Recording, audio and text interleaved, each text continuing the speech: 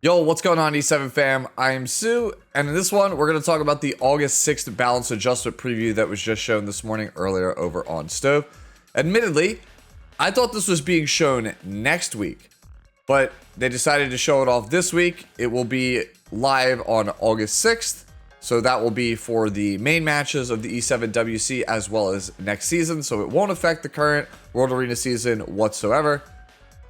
But damn, after seeing this, I really want to fast forward to next season because what a banger of a patch. This is definitely the best patch all year. A lot of stuff that's in this patch is very, very good. So let's jump into it.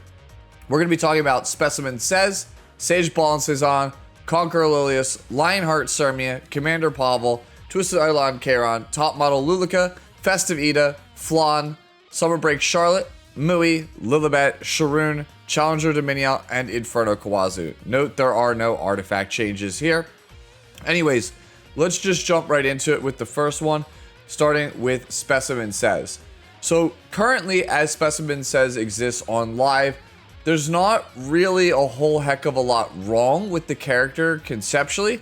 It's just that he's rather inconsistent, and also the characters like, for example, Unbound Knight Arwell that make him very good aren't exactly the strongest on ladder, and the ones that would be good with him, like say a Silverblade Araminta, those characters already win the match anyway, so he's kind of overkill in those spots. He's just not self-sufficient, and he is not exactly the most consistent at his job. So if we take a look at what he got, now his S1 Dreamy Iron Mace increases the effectiveness of that attack by 50%. That's obviously very good. It helps smooth over the consistency on the S1 to get the stun, so that way we can set up Lightstorm. And more crazy than that is the change to Evil Claws, which is his S2. It is now a 80% chance on an AoE stun, right? That also gives him an attack buff for 2 turns, as well as the usual 50% combat radius, and he gets also 50% effectiveness. Evil Claws is a really, really overloaded skill. Famously, if you may remember from back in January of 2024, Soulburn Evil Claws was just a very powerful move. It did a lot of damage on it. So now having a Soulburn with not only that crazy damage, but extra effectiveness, an extra 20% chance to stun all enemies, and then also an attack buff. That attack buff, it's so much better than you guys are probably thinking about it. And that's because of the skill 3 Lightstorm. What Lightstorm does now is it absorbs some damage as hell, so it has built-in lifesteal, so you don't need to play Lifesteal Pen, Specimen Says. You could play Destro Pen or Destro Immunity, for example, on the character as like the default mode, and still get the benefit of the set. Because Lightstorm does a hilarious amount of damage to somebody when they are stunned, to the point where you barely need any damage at all. You don't even need critical hit chance and critical hit damage in some cases with Lightstorm. I have seen people build like a 4,000 attack Specimen Says with no crit stats whatsoever. If the target is stunned, even if it's a tank, it is dead from Lightstorm. So I don't even care what the lifesteal ratio is on Lightstorm. It probably full heals you because the move just does that much damage to a stunned target. So now having the increased consistency on the stun and the guaranteed attack buff means that you're going to be able to hit that hilariously high damage number on Lightstorm even easier, which means that he needs even less damage than he already needed in order to do his job, which means you could fully lean into that bruiser aspect even more. You can make this guy just almost entirely bruiser stats, and he'll probably be super, super fine. So overall, this buff does basically everything that the character needs to be self-sufficient and be used. It would not surprise me to see this character show up at some point during the E7 WC 2025. After Says, let's talk about Sage Ball and Cezanne. So previously, Sage Ball and Cezanne didn't really have the most impactful turns. The S2 Cloud of Ruin would strip buffs, get the sleep potentially, and that would hopefully carry you to a game win because the S1, not the best. S3, kind of a trash move. And you're really reliant on a lot of effect resistance, so that way you don't get pushed back by Zeo, you don't get restricted by certain characters. it was rough being Sage Balances on. I played this character for a long time, and even I just don't even have him geared. He's just not super strong. So here's what they changed. So now, Cloud of Ruin dispels 2 buffs, so it's a bit harder to buff stack against. So before it was trivially easy, like Protection Set plus Immunity just completely stopped the character stone cold. Now, they have to truly buff stack with, you know, the Protection Set, the Immunity, and some other buff, like maybe a Stealth, to get around it. And here's the kicker. The Soul Burn previously was that the S3 had its turns reduced so that way you could kind of spam it. But now, Soul Burn for 20 souls grants an extra turn, and this is a mage, so you already know. You just slap book on the character. So now, you get to go Soul Burn S2, strip the buffs, sleep the team, take an extra turn. And if you don't want to use your S3, then you still have the ability to just S1 and keep them slept anyways with that move. But we did change the S3, and thank God, because Eye of Death has been a horrible skill even since release. It was the worst part of the character's kit, even back in 2019. So now, Eye of Death has been completely reworked. Previously, it was like a really bad version of Blue Krowl's ultimate. Now, as you can see, it says, attacks the enemy with the eyes of an evil spirit, and when the enemy is defeated, extends debuff durations of all remaining enemies by 1 turn. Penetrates the target's defense, but cannot trigger a critical hit or a heavy blow. Damage dealt increases proportional to the caster's max health. Damage dealt increases when the target is inflicted with sleep. So now, instead of doing more damage when you're low on health, it straight up just scales off of the character's max HP, and it does bonus damage if they're asleep. So you're going to go S2 Cloud of Ruin, strip everything, sleep everybody, go into your next turn, use Eye of Death, and hopefully that is enough to end up killing everybody, and it will extend the sleep durations of the 3 remaining characters to 2 turns, because that's what it says here. So no longer does it silence everybody that is alive, it instead just kind of extends the debuff durations of everything else, which is potentially more backbreaking. Like, having your character slept for longer is potentially backbreaking based on the enemy team composition. We'll have to see how good the health scaling is, because traditionally this character doesn't really get more HP than like 17 or 18,000. He's just not built for it. So I don't think that the health scaling here is going to do a whole hell of a lot. If anything, the damage dealt that increases when the target is inflicted with sleep, this is the number to look for to see how good the skill actually is. Overall, Sage Balances on. They have less weaknesses than they used to. And the kit rework is very, very strong, don't get me wrong. But my thing is, I'm worried that we're still going to have to build a ton of effect resistance just to play around a common Zeo and a lot of these other common openers. It looks very strong on paper, but I could see this one kind of falling flat. And if it doesn't, then it might actually even be super, super OP. So this one is a bit of a question mark. It looks very, very strong, though, on paper. And I'm here for it because this is traditionally one of the stronger characters that you could play as a turn 2 player versus a lot of fast, aggressive comps. This will be potentially very good against Ahmed Cleave, which honestly, we need another answer to anyway right now.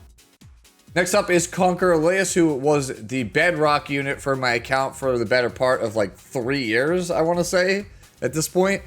And the character is still fine. You'll still see her in E7WC, even in the group stages this weekend and next weekend.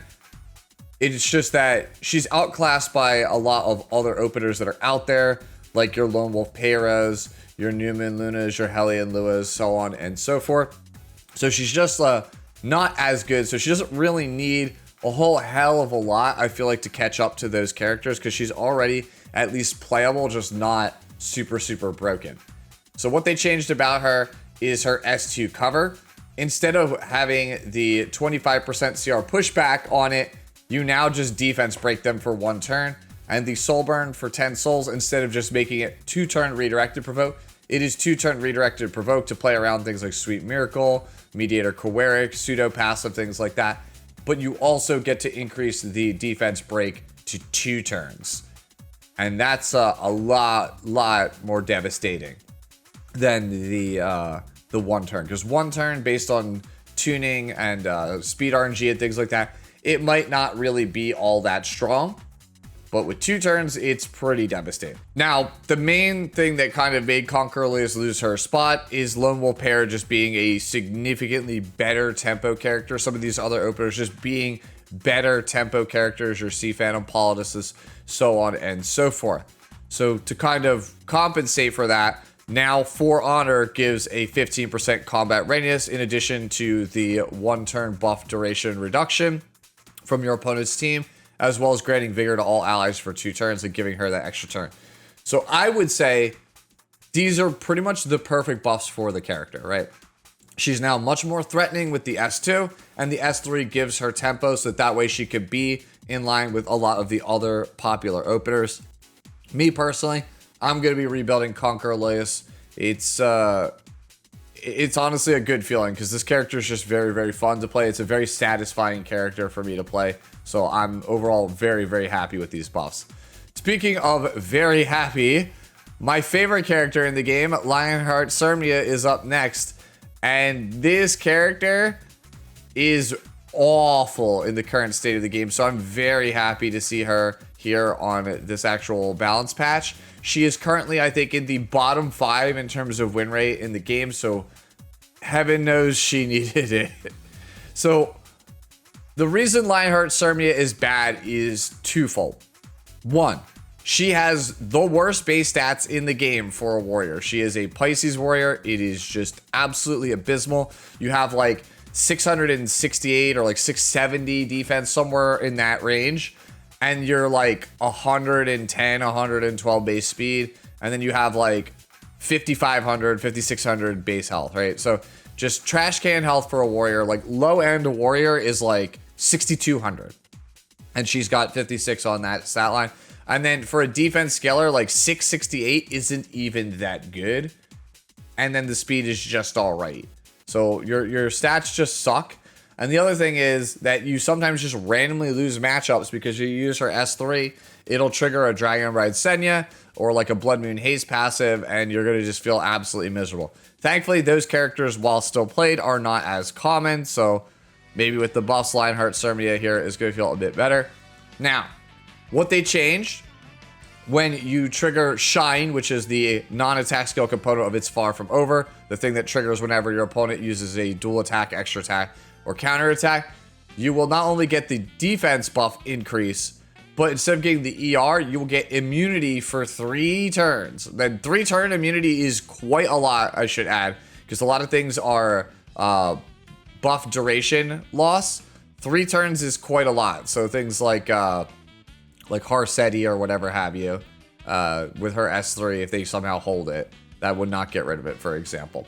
So 3 turns is pretty massive. The extra turn of increased defense is pretty massive. And instead of getting the 20% combat radius increase, you now get 50% combat radius increase, which that means that you could basically just nearly instantly go on the first go around. So if they trigger it right away at the start of a fight, you're pretty much almost guaranteed, unless your opponent is playing Abyssal or Red Politis, that it's going to be Cermia's turn and she's going to be able to come in and do some serious damage with her S3. It's Far From Over. So I'm pretty happy with those changes overall, but not as happy as I am to see that the constellation on the character was changed. So her base stats are getting changed from the terrible Pisces Warrior stat line. So now no one in the game has that stat line. Hopefully they go back to the drawing board and rework it. But now she will be an Ares Warrior, which is basically Laya, Edward Elric, Urban Shadow Shoe. So quite a bit better. Roughly, you're losing about 25 to 30 base defense, which that sucks for a defense scaler. But you're going to be gaining 5 base speed and about 600 base HP.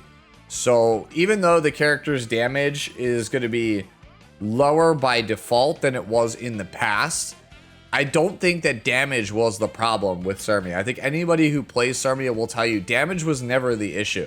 The issues were that she's literally made of paper because her base bulk is just so trash. And just the incidental, like, you die because you used an S3 and it just triggered someone's passive, like a Blood Moon Haste, for example, because you killed a squishy on the team. So overall, I'm very happy with this.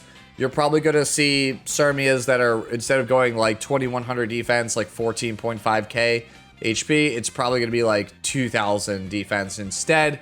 And you'll probably have much higher HP at like 16 or 17k pretty comfortably. So I'm pretty excited to see how this character fares post changes. Again, it is my favorite character in the game, so I am a little bit biased here. Next up is Commander Pavel, who basically just needs a lot of quality of life changes. Honestly, I wish that he got rid of Fighting Spirit as a mechanic, because it makes him vulnerable to characters like C. Phantom Politis, your Elvira, so on and so forth. He's just super easy to shut down, and he's just not as impactful as a character like Successor Teiyu when it comes to cleave DPS. So what they gave the character is just pretty much across the board on his S2, S3, Soulburn.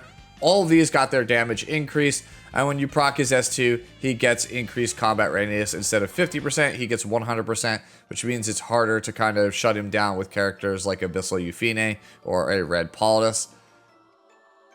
The thing is, it doesn't really increase his use cases. Like, he's fine, I guess, with the changes. Like, if you really like the character, he's not embarrassing to play now. He will do respectable damage. He'll probably secure you the dub. My big issue has always been that the character is just a bit too difficult to set up. He's super easy to shut down. They didn't really change that, so it's kind of like a, hey, when he works twice as good. So maybe that's enough to actually get the character to see some play. Ugh. Next up is Twisted Eidolon Kairon, and man, I really hate this character. This character has, I think, the worst base stats in the entire game. It's well documented here on my channel how much I hate Scorpio Thief 5-star. I think it's like the worst 5-star stat line in the entire game. It's above average, slightly above average in most areas, but the base defense is just so poor. It will almost always drag the rest of the character stats down. And unless you have some kind of damage reduction in the kit or like evasion in the kit, the character never really does anything. And honestly, Twisted Eidolon Kairon, at this point, I would just rework the entire character from the ground up, give him a completely different zodiac sign, but that's just me. So let's see what he got. So S1 now has 10% injuries on it. I don't really think that does much of anything. I'm sure it's probably good in the bruiser matchups, which is kind of where you're playing the character anyway. But most people, the way they're playing him now, they're playing him like 1300 defense, 30k HP, with some like ER, like maybe 150, 180 ER, and literally 0 damage. And they are just waiting, trying to stall out time until they could use Sword of Requiem to win the game. So the damage on the S1 doesn't even really matter, because the way that people are playing him, they're not playing him for the S1. So I guess this is cool, but I don't think it really changes anything. S2, Wandering Eidolon, now when he has full fighting spirit, he'll dispel all debuffs from him and get his combat radius increased by 100%. Cool quality of life, but people are already playing him high ER. He's usually not getting debuffed anyway.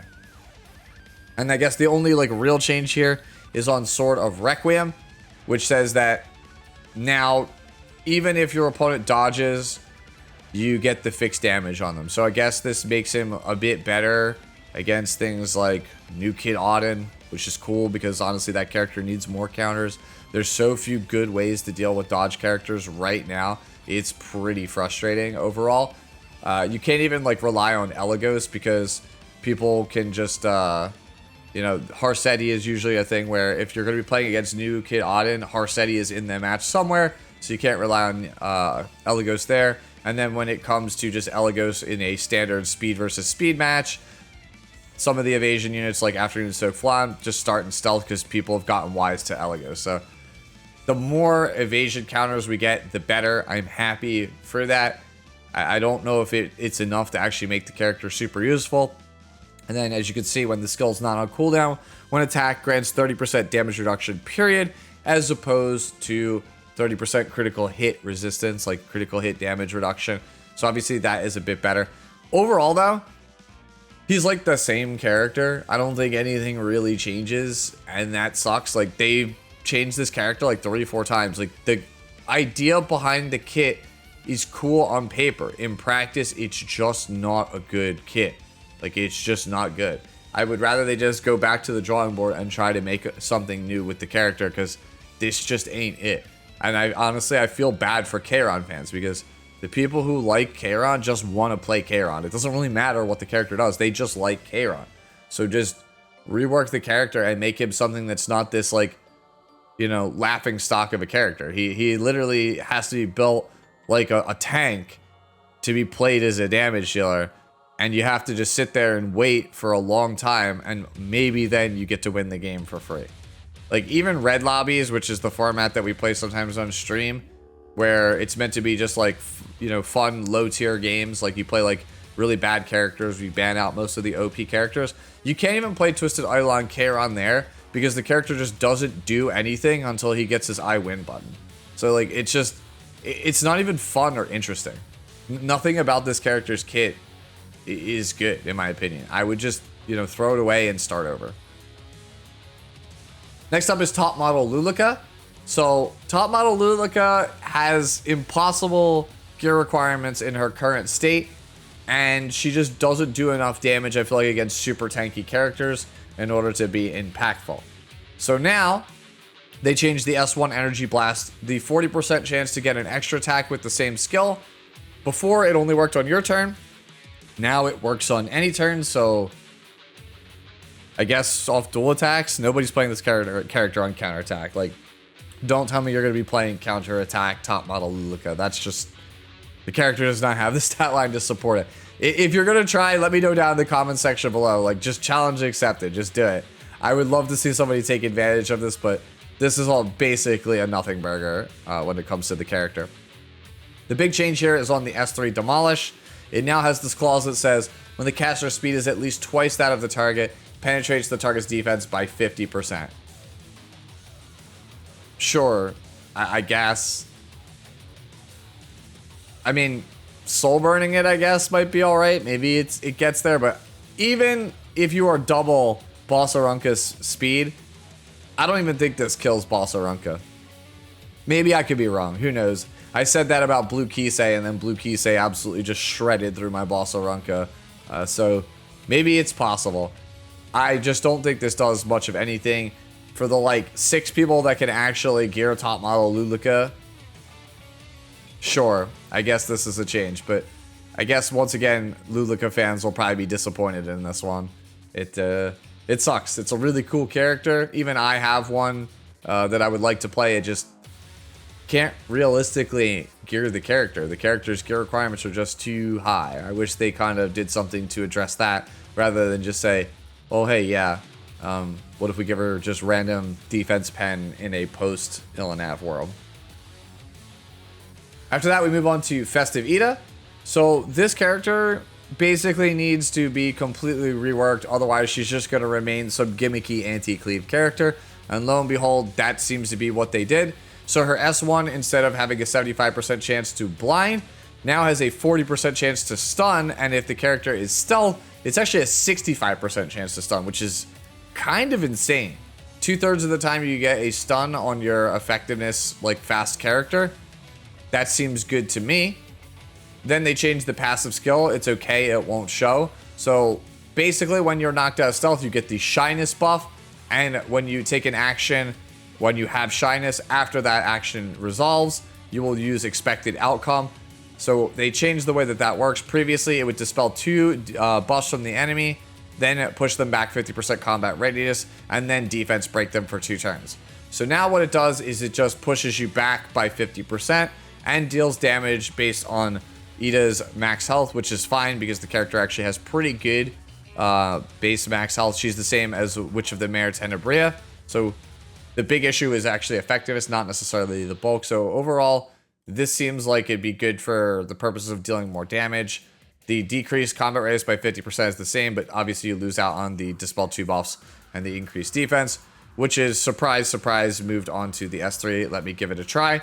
So now this AoE S3 is a 2-turn buff dispel, or I'm sorry, 2 buff dispel before an 85% chance to inflict decreased defense for 2 turns and 100% chance to inflict silence for 1 turn. So this 120 base speed character now is like, hey, I remove all of your buffs, I defense break all of your characters, I silence everybody, and by the way, if you cut in front of me as an opener and you got me out of stealth, which I'm probably going to be played on immunity, and I'm probably going to be played with some kind of barrier, right? So I'm buff stacked, but if you somehow got to remove me and interact with me in any way, here's shyness buff, get thrown back in addition to all these other crazy debilitating debuffs. And the soul burn, by the way, that was changed also on the S3 to ignore effect resistance. So cool. If you were somebody that used to play like Rand Cleave or Briar Cleave, this is probably the new character you're playing. So if you're trying to play Cleave, just slap a book on the character, soul burner, you know, death break everybody, throw them back, silence them. It's a good time. So yeah, they definitely nailed the assignment. I'm not looking forward to playing against this character, but they did the thing. This is exactly what the character needed to do. It sets up a cleave, and then her second turnaround is a really high chance to stun targets, which will buy you enough time to win the game with the rest of your cleave DPS. So good changes, not for me, but good changes in general. Next up is Flan, and I've watched enough of my guildmate Lucina over the years to see that this character, despite what people said they were bad, is still pretty good. BBK cleave with Flan is just a real thing. The biggest issue is that Flan's just not fast enough, and I suspect even after these changes, that's still going to be the major issue here.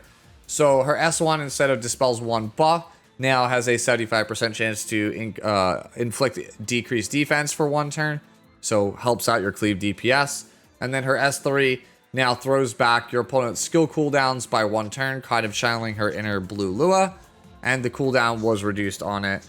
And everything else is basically still the same. So you still have S3, Soul Burn, advantageous DL to kind of break the defense of everybody, take an extra turn, use the S2, push up your AoE DPS and win the game. That's still how she works. It doesn't really change any of her problems though when you think about it. If you get outsped, which is pretty common because she's not that fast of a character, she doesn't do anything. And even against slow teams, most people right now are playing immunity on everything because of Lone Wolf Payra and other characters. This character has no buff strips whatsoever in the kit. So cool set of changes on paper. In practice, I don't really think that this does much of anything. They did change her exclusive equipment so that way her S1 now has an 85% chance to defense break as well. Sure, I don't think it really changes much. Next up is Summer Break Charlotte. So this is a character that I've wanted to make work for a long time for turn 2, but it just never really was a thing. And the only kind of success this character ever did have was as a cleave character. And with these changes, I expect that pretty much to be the same sort of thing. So now her S1 has a 75% chance to defense break for 1 turn as opposed to 60%, which is pretty good because Caught a Big One is an AoE attack, right? When activated as a dual attack, you can say, see right here, when activated as a dual attack, this attack changes into an attack that targets all enemies. And before, when you use the dual attack, you get 25% CR on Charlotte. Now you get 20% CR for the entire team. So this character is actually a bridge for cleave. Like that's a very, very real thing that you can do now. And then the damage increase is going to be on the S3, which is, well, hello there. So yeah, the S3 does more damage. So this actually has quite a lot of practical uses. You could play the character as like a cleave DPS like you always could. You could play as a cleave bridge. And even for like somebody like me who primarily only plays turn 2 that has like an aggro pivot package, this is still actually a useful set of buffs. You could be playing against like Harsetti, for example, have Zeo under band protection. At the start of the match, you could have Zeo press S1. That will trigger a dual attack. Summer Break Charlotte will come in, AoE defense break everyone on the enemy team, and then get a CR push for your whole team. They'll overtake the entire Harsetti team, and from there you could kind of win the game. So I could see some pretty disgusting things being done with this, especially if you have like the new character Aram on top of that. Like you could do some pretty disgusting loops, I feel like, with this character. So I'm going to be building this character with these changes so that way she kind of fits neatly into my my aggro package, right? It's one of those like 4th, 5th pick characters that I'll be using in order to gain tempo, to gain a foothold in the match, that way I could kind of cleave through the enemy team, or at least pick up so much advantage, so much tempo that I end up winning the game. So I like these changes for Charlotte. I think that there's definitely something there because of the fact that this is a CR push for the entire enemy team. I think this is one of those ones where you shouldn't really sleep on it. It does look like it has a lot of practical applications on matches and ladder. Next up is Green Lilibet, and I know ATK might actually be pretty happy about this because he's the guy with the world's best Green Lilibet built. So let's see, what did she get here? Because previously the kit that she had was super outdated. It was just trying to like Extinction and Arbiter Vildred from back in 2019. It's just not very good. So now S1 gives 20% combat readiness to the user and increases the damage dealt is increased overall. Sure, nothing really to write home about. S2 previously gave a bunch of combat readiness when you used it, which turned into a pseudo extra turn. So now it actually grants an extra turn, assuming that you land a critical hit. And it has a 100% chance to dispel all buffs. And you can ignore effect resistance for 10 souls here on it. So, seems pretty similar. You lose the bleeds, but hey, you do get the buff strip. The buff strip is arguably, I would feel like, better. Because the base damage the base damage on the character is probably enough to actually kill them outright. Because you're usually using this on like a squishy. So, yeah, I guess that's okay. And then Soul Cutter has its base damage reduced, but it has 100% defense penetration. So maybe that's enough? I'm not really sure. This is one of those ones where you'll play it like Jacko Cleave. I don't know if it's enough for you to actually get there. You have to actually get a turn with the character, though. That's the issue. How the hell do you get a turn with this character? Because she only has Blue Luna base stats, so she's not the tankiest. Like, you could build her bruiser-ish, but she's not super tanky. So I'm not sure how you're supposed to get a turn on this. Maybe this is like a Guild War change. I feel like this could be pretty good for Guild Wars, but I'm really struggling, I feel like, to see how I would play this in World Arena. Yeah, like not having any like CR push of your own, not having any tempo increase of your own makes it a little bit hard. I thought I would originally play it like a Jacko or like a Green Ufine, but yeah, without the CR push, that doesn't seem to be the case. Yeah. Now, let me know down in the comments below how you guys feel about Lilibet, how you're using her. Because this one, on paper, looks like it could be pretty good for Guild Wars. But I don't really see it for other parts of the actual game. Next up, we move on to Mui, who is a character that I've always felt was really cool design-wise. But they don't really know what they're doing with the character. She's like supposed to be a control character in the warrior class that does some supporty things, but isn't really fast enough or strong enough to do any of the things that they're trying to get her to do. Honestly, she kind of needs like a base stat change. Like Virgo Warrior is really bad for this character. And as you can see here, they didn't change the zodiac sign. So now S1 has a 100% chance to target, up from 75%. The S2 punishment had its damage dealt increased. That better be a crazy damage dealt increase multiplier, because the base damage on this move already is not super great. And now Grand Finale gives a 30% combat radius increase for each critical hit that it lands. Sure. I don't think this really does anything to the character. I think she's pretty much exactly the same as she was before. Yeah, I don't know. Whoever kind of designed this one, good effort, I guess. But again, I don't think this does anything. This might actually be the worst thing in the entire balance patch. Next up is Sharoon. So this is Green Sharoon, not Dragon King Sharoon. So the problem with Sharoon is that she's just super outclassed by Death Dealer Ray. Like, Death Dealer Ray is one of the most OP characters we've ever had, and Sharoon is just living in that character shadow. So she needs to do something that stands out. And if you look at what they got here, the S1 now gives a 100% chance at Venom as opposed to 75%. And the Soul Burn for 10 souls now just ignores effect resistance as opposed to increasing the effect chance to 100%. And then it used to have inflicts Venom for 2 turns. Why we couldn't just tack that on, who knows? That's kind of strange that they kind of just took that away from her. Now, the big change I feel like here on the character is on the passive Just Trust Me.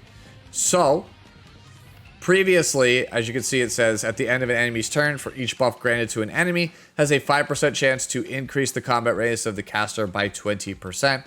At the end of the turn, grants a random buff and a barrier proportional to the caster's max health to the ally with the highest attack, except for the caster, for 2 turns. So now it has a 5% chance for each buff to get a 25% increase. So 5% more. But more importantly, instead of getting the random buff at the end of the turn for the highest attack ally, you just get a barrier and a flat 25% combat readiness increase. If you have played against Green Sharoon before, you know how deceptive her cycling ability is. She will take a lot of turns in a very short amount of time. So now imagine her taking those crazy number of turns in a short amount of time, and also their highest attack character. So for me, that's a pretty good change. I think that this makes the character really, really good, like deceptively good in PvP game modes. There's just one problem, and that's that because DDR is so damn good that they made a hard counter in Schneel, and Schneel just absolutely bodies Sharoon. So even though I think that the character on paper looks really good with that passive change, I don't think you could actually really play this character outside of like a last pick scenario just because Schneel exists. And then the other change here is on May You Perish. It's 2 Venoms as opposed to 1 Venom for 2 turns on it. Sure, it's fine. I would like to actually play Sharoon with these changes because I actually do think Green Sharoon is a pretty cool and a pretty fun character. I know there are people who have played her in red lobbies here on stream before, and the character seems like she's really, really solid. They're really, really fun. So we'll see. Maybe I'll build one up for funsies just to play on ladder. I doubt that she's like highly competitive, but I think there's something here with this extra 25% combat readiness increase. All right, so we're down to the final 2 here, and that is Challenger Dominiel first. So I feel like the main reason that Challenger Dominiel isn't really played right now is that she's just way too easy to disrupt in 2025. There's just so many other cleave DPS / bridges you could play that do more powerful things that are harder to stop. So if we take a look at what she got here, she gets a 25% combat readiness increase to all of her allies when she uses her S3, up from 20%. And the exclusive equipment 3 is being changed so that way she grants increased attack to all allies for 3 turns when she uses her S3. So her S3, instead of giving just critical hit chance and the CR push, it now gives attack buff. So I guess that kind of makes her damage a lot better, right? Because if you just go soul burn now, you'll have the attack buff you don't have to worry about. So she's a little bit more self-sufficient with that exclusive equipment change. But it doesn't change the fact that I think there are higher damage characters to use, easier characters to use, harder to disrupt characters to use.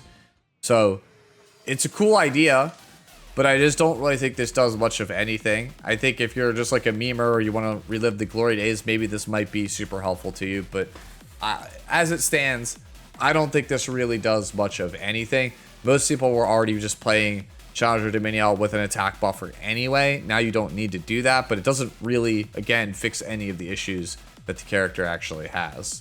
So I think that one's not super great. And then finally, we come to Inferno Kawazu. His S1 is being changed so that now it has just a straight up 100% chance to inflict burn for 1 turn, up from 75% chance.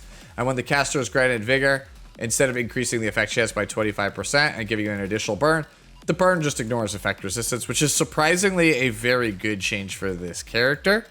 And as you can see, the exclusive equipment 3 inflicts 1 additional burn for 2 turns if granted Vigor when using Flames of Destruction.